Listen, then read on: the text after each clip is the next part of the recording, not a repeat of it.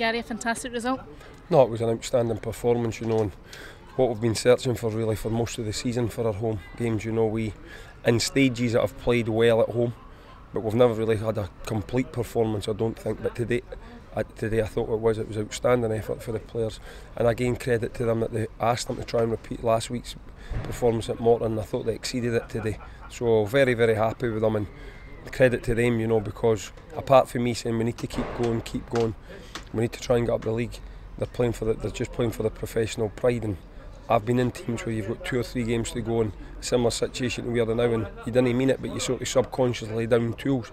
So it's a credit to the players that they're still going, and that we've gave a chance to get in probably one place up the league, at which will get the club an extra so many £1,000 if we can win at Brecon next week.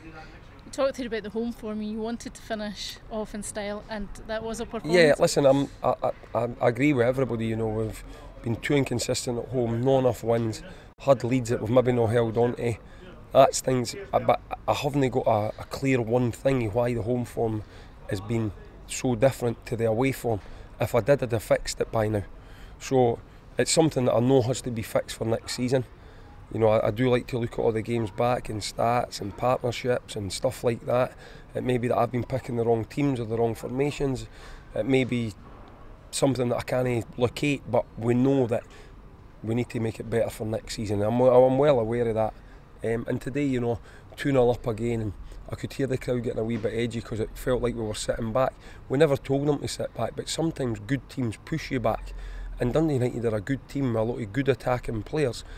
And for 10 or 15 minutes they pushed us back. You know, we never set out. Our team talk at half time was let's go out and try and get the third goal, be in the front foot. But for the first 7 or 8 minutes we didn't start right, which has happened a few times this season.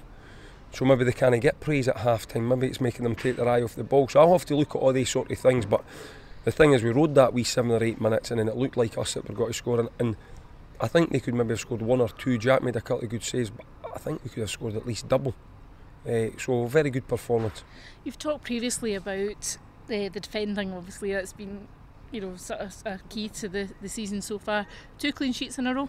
Yeah, and we've changed a couple of things, you know, and it seems to be working. So, you know, as I say, it can't always just be the players. If I say this every week, first and foremost, I have to analyse myself when I go home. Did I pick the right team? Was it the right centre half? Was it the right formation? Was it the right 2 strikers I played? Was I right just to play 1 striker? Should I have went for 2? So you're always analysing yourself. It can't just be it's not just the player's fault, albeit sometimes when they make an individual mistake there is nothing I can do about that. That's just football, that's just life. But, you know, I think I need to learn myself. I've said this before, I'm still only 39, you know, and I'm learning as I go, and I'm making mistakes. I didn't want to make them public, and if I keep making too many mistakes I'll lose my job, but I'm learning as I go. And I've got to try and learn for the things that I know I've got wrong this season going into next season. An emotional day for Derek Lyle. Yeah, but I don't really want to speak because, you know, I'll have a talk with Dale this week. I haven't spoke to any individual at the club, but I seen why everybody thought this was Dale's day.